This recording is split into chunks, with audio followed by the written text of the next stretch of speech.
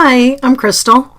So I was feeling a little creatively stuck recently, and so I thought I would make some items to put in my journals. Some tiny envelopes and bags and some labels and tabs and things like that. I find that is a good thing for me to do when I'm feeling stuck or if I don't have very much time for crafting, but I want to do something crafty. And as I was going through and making these things, I was using my die cut machine. But I did a giveaway recently, and some of my new crafty friends mentioned that they were kind of new to this craft. And I suspect they probably don't have die cut machines or a stock of dies. So I was taking a look at whether we can make these pieces of ephemera or these embellishments without a die cut machine. And of course, we 100% can do that. So I have worked up some templates that you can download from my blog as PDFs, and I also worked out some measurements if you don't like PDF templates. So let's take a look at these items. We're going to start with some items you can make using just scissors, or scissors and glue. And the first thing we're going to make is paper beads. So paper beads, just take a long strip of paper and a little glue stick. I think glue stick is much easier to use here than liquid glue. And I start off wrapping the little piece of paper around a toothpick and then just roll it up with some glue stick on the paper as we go. Now I think for this particular application you want a thinner piece of paper, but any kind of paper will work. And the paper bead, once you get done, is a great addition to any kind of charm or dangle, and they're a lot of fun. Next we're going to make a paper tassel, and for this you need a lot of strips of paper. And again, I think for this application a thin paper like a magazine page is going to be ideal, but anything will work. Once you've got your pile of long strips, you're just going to fold those in half, and then at the top of your group of strips, use a piece of string or embroidery floss or cord to tie off a little loop at the top to make your tassel. Now you can leave it wild and free. I trimmed off the ends of mine to make it a little tidier, but either way it's going to work just fine. We've got a cute tassel that can also be added to any kind of charm or dangle. Next is an envelope, and this envelope is basically a big rectangle, and we're going to cut out a notch in each of the four corners. So again, these measurements are in the description box, or there's a template at papercraftcrystal.com if you want. Once we cut out the corners, we're going to score each of the flaps. So for that you need a straight edge, and I'm using a pokey tool from Dollar Tree. Those come 2 to a pack. If you've got a bone folder, great. If you've got a pokey tool, great. If you don't, a little clicky ballpoint pen with the ink retracted will also work. Once I've got everything scored, I'm just taking it to the edge of the table to get a nice straight fold. And then all we're going to do is glue all of the flaps.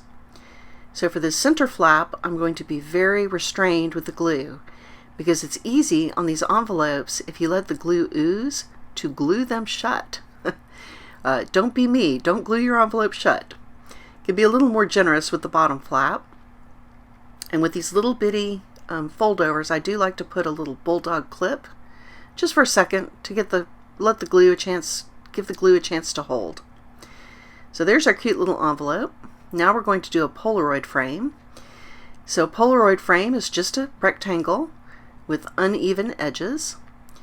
And I think the trick here is that centerpiece, you just need to start out by punching a hole with your scissors, because then you can get in to cut the inside edges of that frame. Now I think the white paper really sells the Polaroid frame, so I would definitely go with white. Next is an artist trading card, and I can't even believe I have a die for this. It's just a box. You can use a corner rounder to, make it fancy, but it's just a box. Now if you have a hole punch, we can go on to a couple of other items. So for these next couple of items, let's take a look at the library card pocket. So the library card pocket basically is an upside down letter T, and the card is just a rectangle. So again, I can't believe I even have a die for a rectangle, but there you are. And our upside down T, I'm just going to cut off those gutters on each side to make my little T. And then I'm going to score every place you've got an intersecting line. So I'm making these little flaps at the side, and then I'm going to make the little fold over part at the bottom. And as I was going back and looking at the video for this, I realized that I said you needed a hole punch because that's what you need for that little notch. And that's when I should have put the thumb notch in, but I completely forgot.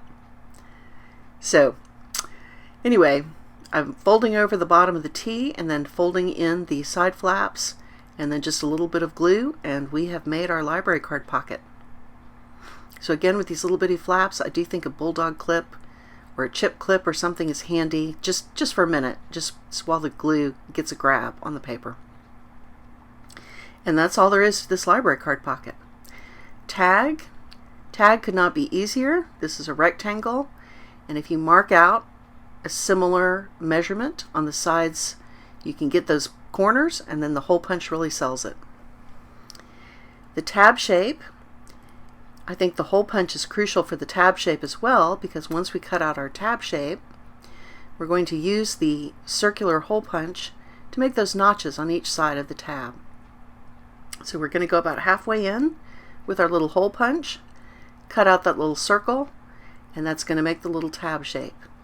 The concept for a ticket is the same as the concept for the tab. You just start out with a longer, thinner rectangle. So once I've folded my tab in half, that's all there is to it. It's good to go. Very fancy looking. Now you do need a few little tools for the next couple. I think that the file folder really needs a corner rounder, and the little paper bag really needs some decorative edge scissors.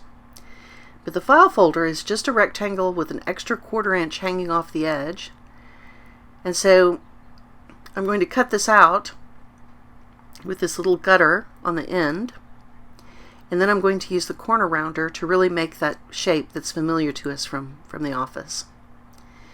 So the file folder is useful for a whole bunch of things, but one of my favorite projects with a file folder was making a mini album by attaching a bunch of file folders to one another. So cute. I'll link that at the end. But once I've got my file folder made, I'm going to use the corner rounder to mimic that familiar shape. There's one inside corner where the corner rounder just wouldn't go. So for that, I did take my scissors to round off that corner. So that might be a little bit intimidating if you're not using scissors a lot, but I just want you to remember that anything worth doing is worth doing poorly, because if you do it poorly, you will learn from the experience. So the last item here is this little tiny paper bag. So this one has a little bit more complicated with the gutters, but they all start off with a rectangle, and we're just cutting out a few notches. Once we cut out our notches, we're going to score every place we've got to join, of course. And then we're going to glue every place that we've scored. So once I've got everything situated to my liking, I'm going to get out my straight edge, get out my little scoring tool here, run a line along this straight edge to make my score, and then go off to the edge of the table to get a nice sharp crease. So I keep saying that I'm going off to the edge of the table, but I'm going to show you that when I say that, I just have a straight edge table, and I'm just going to fold the piece of paper over the edge and press down hard to get a nice score along that line. I think that's probably half the battle with these scored and glued items, is to get a nice sharp straight crease. So before I glue everything together, I'm going to debulk the corners just a little bit with an angular cut, and I'm going to get out my pinking shears. So not really pinking shears, I would never use sewing scissors on paper, but these are decorative edge scissors. Mine are from Hobby Lobby, and I've linked those in the description box. They're very inexpensive, but gosh, decorative edge scissors had their moment. So I think corner rounders and decorative edge scissors are so widely available. This is definitely something where I'd be looking around at the garage sales, because people who were scrapbooking in the 90s probably had them and probably passed them on.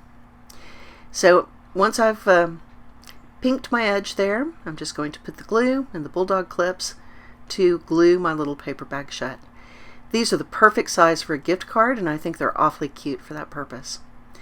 Now let's see how we did. Let's compare those commercial dies to how the homemade template or measurement version came out.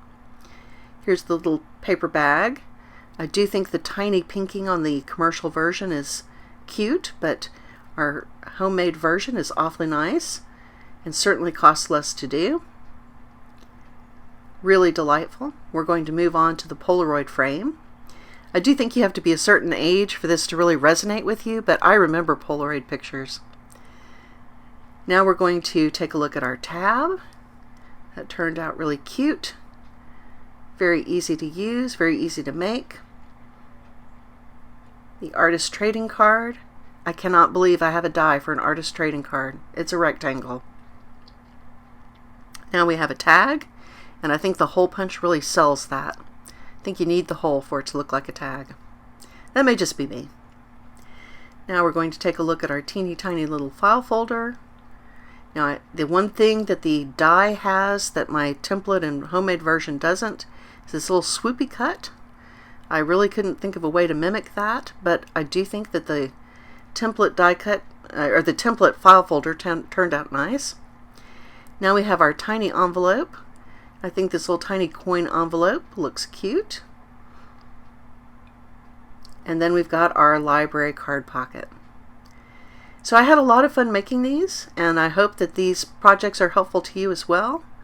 I thought they were easy to do. I think either the PDF template or the measurements in the description box will be helpful. And I thank you for joining me today. I hope you have a wonderful day.